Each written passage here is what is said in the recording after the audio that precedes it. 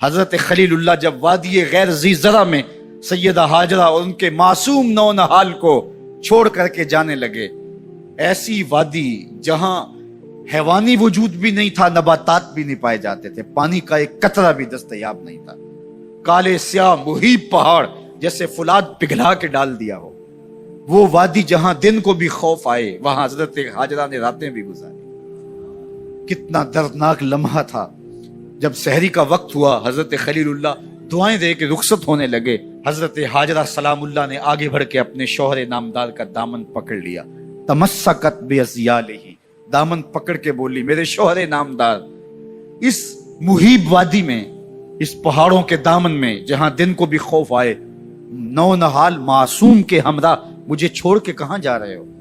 حضرت خلیل اللہ نے کوئی جواب نہیں دیا۔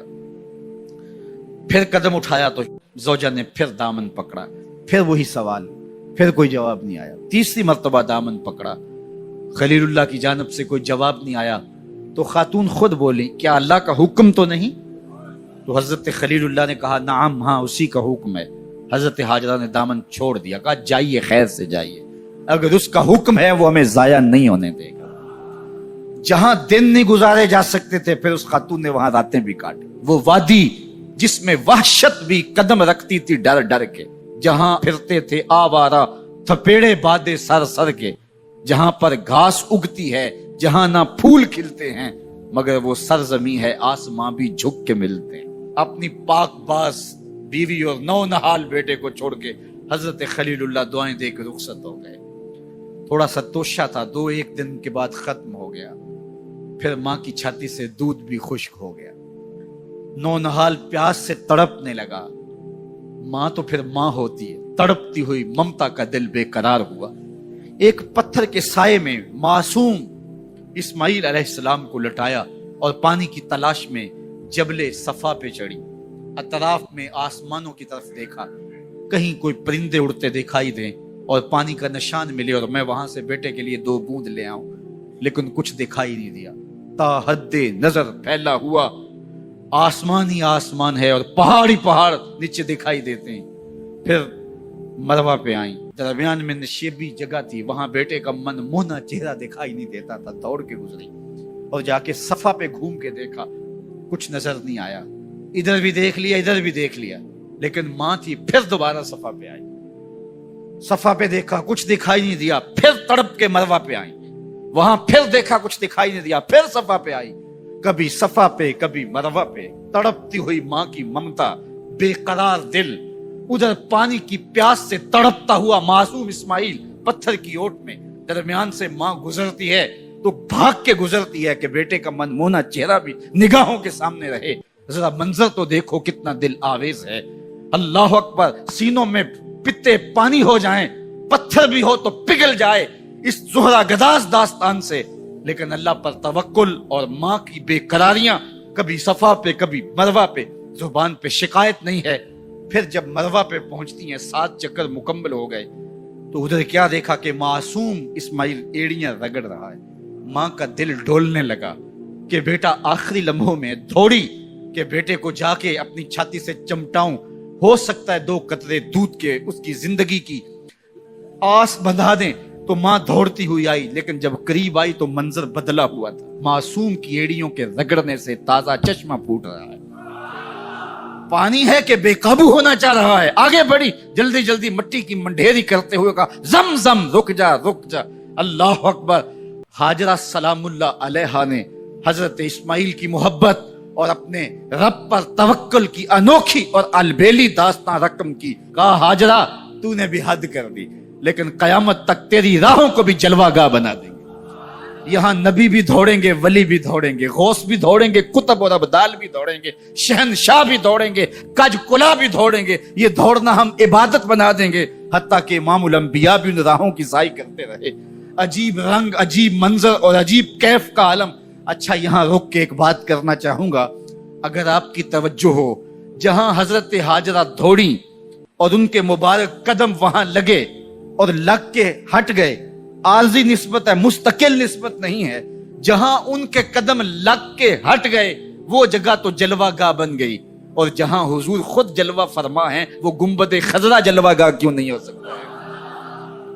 اب یہ پانی جہاں حضرت اسماعیل کے قدم لگے، یہ پانی دنیا کا عظیم ترین پانی ہے، اور پھر اس کا پروٹوکول یہ ہے، اس کو کھڑے ہو کے پیا جاتا ہے۔ یار یہاں بھی روک کے ایک بات کہہ دوں، حضرت اسماعیل کے قدموں کو چھونے والے پانی کا پروٹوکول ہے کہ اس کے لیے کھڑے ہو جائیں، اور حضرت اسماعیل مسجد اقصی میں جس کے پیچھے کھڑے ہو کے نماز پڑھتے ہیں اس امام کے لیے کھڑے ہو کے مصطفیٰ جان رحمت پہ لاکھوں سلام پڑھ لیں، تو اس میں شرک کہاں سے آ جائے گا؟ تو یہ تکریم ہے، یہ عزت ہے اس پانی کی کہ اس نے حضرت ذبیح اللہ کے قدم چھوئے ہیں۔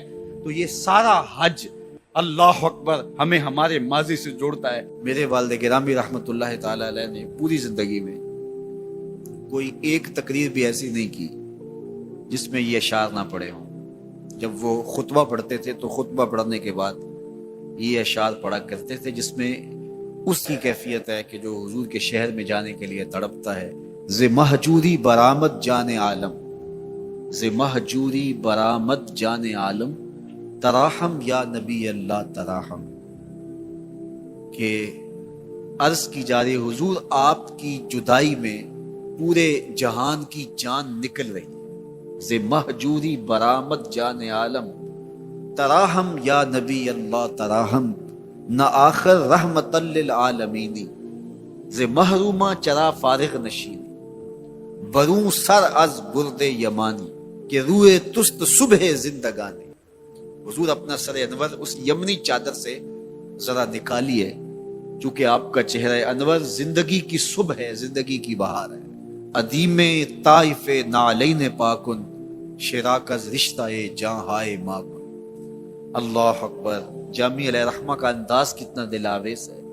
وہ کہتے ہیں حضور آپ طائف کے بنے ہوئے چمڑے کے جوتے پاؤں کی زینت بنائیں، آپ جوتے جو پہنے وہ طائف کا مشہور چمڑا ہو اور اس کے بنے ہوئے، شراک از رشتہ جاں ہائے ماکن، اور اس کے اندر جو تسمے ڈالیں وہ جامی کی جان کے ڈالیں، جامی کے چمڑے کے نہیں، جامی کی جان کے تسمے ان نالین میں ڈالیں جو آپ طائف کے بنے ہوئے نالین زیب تن کریں۔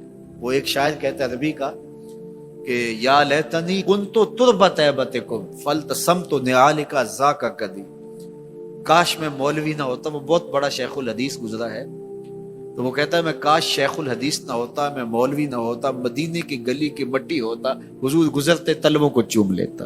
چے باشد گر کنی سوئم نگاہے، ہمیشہ گر نہ باشد گاہے گاہے، نگاہے یا رسول اللہ نگاہے، 100,000 جبریل اندر بشر، بحر حق سوئے غریبہ یک نظر، یا رسول اللہ انظر حالنا، یا حبیب اللہ اسمع قالنا، اننی فی بحر غم مغرقن، خذ یدی ساحل لنا اشکالنا، یا صاحب الجمال و یا سید البشر، من وجہک المنیر لقد نور القمر، لا یمکن الثناء کما کان حقہ، بعد از خدا بزرگ توئی قصہ مختصر۔ ساری کہانی آ کے یہی ختم ہوتی ہے۔ تو یہ میری اور آپ کی سعادت مندی ہے۔ اللہ کی توفیق سے آپ کے لیے اور آپ میرے لیے محبت اور دعا کے جذبات رکھتے ہیں، اور ہم ایک دوسرے کے لیے دعا گو ہیں کہ آج میں حاضر ہوا ہوں اور آپ نے جو ہے وہ میرے لیے اپنی آنکھوں کی چمک اور محبت پیش کی ہے۔ اللہ یہ دن آپ کو بھی نصیب کرے، اور ہم آپ کی راہیں تکیں اور آپ کو دیکھیں کہ آپ حضور کے شہر سے ہو کے آئے، آپ بھی جائیں، آپ کے گھر والے، آپ کے ماں باپ جائیں، سب کو اللہ یہ سعادات اور یہ گھڑیاں اور یہ لمحے نصیب فرمائے، اور اپنی خاص کرم نوازیوں اور رحمتوں سے مالا مال کرے۔ لوگ آکسیجن سے سانس لیتے ہیں، لیکن مسلمان حضور کی محبت سے سانس لیتے ہیں، ان کا جینا مرنا حضور کے نام سے۔ محبوب کریم صلی اللہ علیہ وسلم کی آبرو، حضور کی عزت، حضور کی ناموس کائنات کا سب سے قیمتی اثاثہ اور سب سے قیمتی سرمایہ ہے۔ گزشتہ کئی صدیوں سے مغرب باقاعدہ تحریک کے طور پہ حضور علیہ السلام کی ناموس پہ حملہ آور ہے، لیکن گزشتہ ایک عشرے سے بہت زیادہ اس میں شدت پیدا ہو گئی ہے اور آقا کریم علیہ السلام کی ناموس اور حضور کی آبرو پر وہ مختلف ذرائع سے حملہ آور ہو رہے ہیں۔ یہ ایسا کیوں ہے؟ اس کا سبب مسلمانوں کی کمزوری، باہمی انتشار، فرقہ واریت، بد عملی، جہاد گریزی اور مسلم حکمرانوں کا فرنگی روحوں کے سانچے میں ڈھل جانا اور ان سے غیرت، حمیت کا ختم ہو جانا ہے۔ وہ ہمیں اس پوزیشن میں لانا چاہتے ہیں کہ ہم اس کو گوارا کر لیں اور اس کو برداشت کر لیں، اور امت اگر اس کو گوارا کر لیتی ہے تو پھر اس کا وجود مٹ جاتا ہے۔ 56-57 اسلامی ملکوں کے حکمران بے غیرتی کی چادر اوڑے سوئے ہوئے ہیں۔ اس کمزور حالت میں بھی اگر یہ کھڑے ہو جاتے ہیں تو ہالینڈ کو جرأت نہیں ہو سکتی کہ وہ کوئی خاکہ تراش لے۔ لیکن بدبختی یہ ہے کہ 56-57 اسلامی ملک، 2.25 ارب آبادی کے حکمران، یہ ایک چھوٹی طاقت نہیں ہے، بہت بڑی طاقت ہے، لیکن اس کے باوجود یہ خواب خرگوش کے مزے لے رہے ہیں اور اتنا بڑا حادثہ ہونے جا رہا ہے اور یہ خاموشی کی چادر اوڑے ہوئے۔ اب یہ کیسے جاگیں گے؟ تو ان کو عوام سے بیداری ملے گی۔ عوام جب ان کے خلاف کھڑی ہوگی پوری قوت کے ساتھ، احتجاج ریکارڈ کروائے گی، تو یہ ایک میسج ہے کہ مت سمجھنا کہ یہ چند لوگوں کا مسئلہ ہے، یہ 2 ارب مسلمانوں کا مسئلہ ہے۔ وہ سب کچھ گوارا کر سکتے ہیں، اپنے آقا کی ناموس پہ حملہ گوارا نہیں کر سکتے، اور تمام طبقات آگے بڑھیں تو اس سے میسج اچھا جائے گا، اس سے جو ہے وہ پیغام اچھا جائے گا۔ نبی رحمت پر جس نوعیت کے اعتراضات ہوں اسی نوعیت کے جوابات دیجیے۔ اسی طرح دشمن جس میدان کو اختیار کرے اس میدان میں جواب دینا چاہیے۔ جو چیز تسلسل کے ساتھ ہوتی ہے انسان اس کا عادی ہو جاتا ہے۔ تو مغرب یہ سوچتا ہے کہ اس تسلسل کے ساتھ اہانت رسول کرو کہ یہ مسلمان عادی ہو جائیں، اور جب یہ عادی ہو جائیں گے اور اس کو بھی اگر یہ برداشت کر لیتے ہیں تو بطور مسلم ان کا وجود ختم ہو جائے گا۔ لہٰذا یہ بار بار اس لیے کر رہے ہیں۔ لیکن مغرب اچھی طرح سن لے کہ ہم ہر دکھ جھیل لیتے ہیں، ہم ہر تکلیف گوارا کر لیتے ہیں، ہماری کمزوریاں، ہماری مداحنتیں، ہمارا بہت کچھ بہت امور میں ہے، لیکن حضور علیہ السلام کے نام پر کبھی بھی یہ امت کمزور نہیں ہوئی۔ اس امت نے عمل میں تو کمزوری دکھائی ہے، اس امت میں اور معاملات میں تو کمزوری دکھائی ہے، لیکن جب ان سے عشق رسول کا امتحان لیا گیا تو یہ پورے 100 نمبر لے کے پاس۔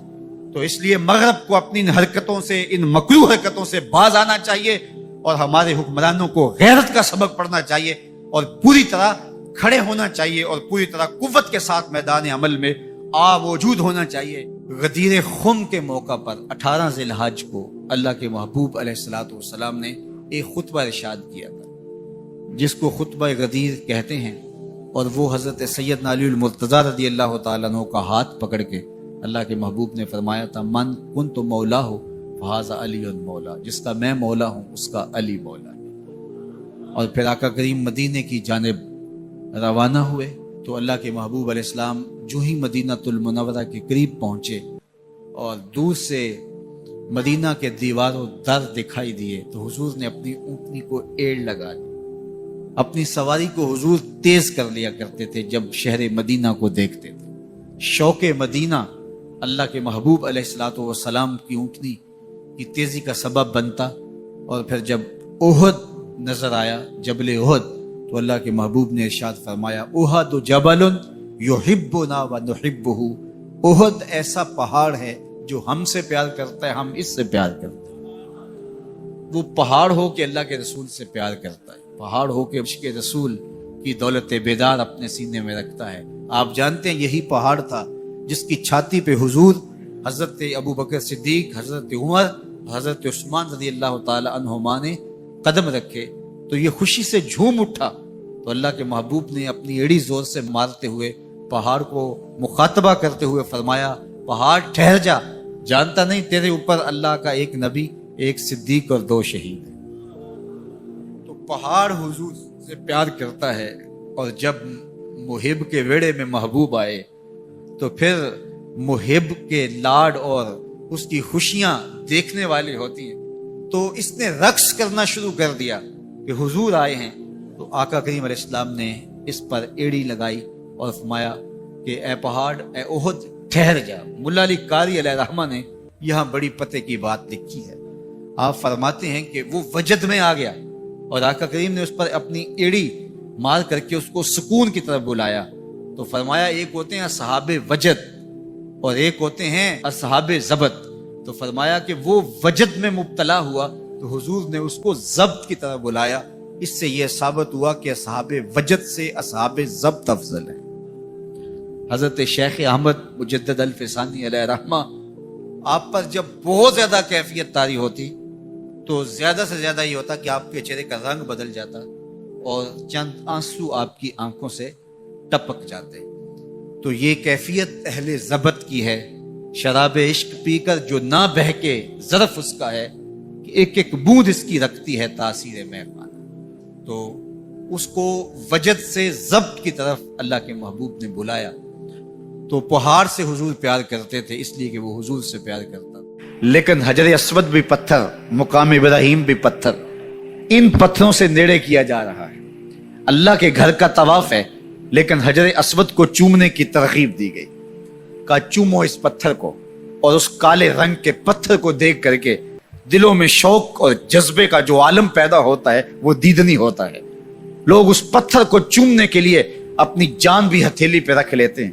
یہ چند دن قبل کی کہانی آپ نے سنی ہوگی کہ ایک طواف کرنے والا شخص حجر اسود کو چومنے کے شوق میں اپنی جان سے ہاتھ دھو بیٹھا اور پھر وہاں مقامی پولیس نے اس کو اٹھا کر کے اس کے ہونٹ ہی جو ہے وہ حجر اسود کے ساتھ مس کر دیے۔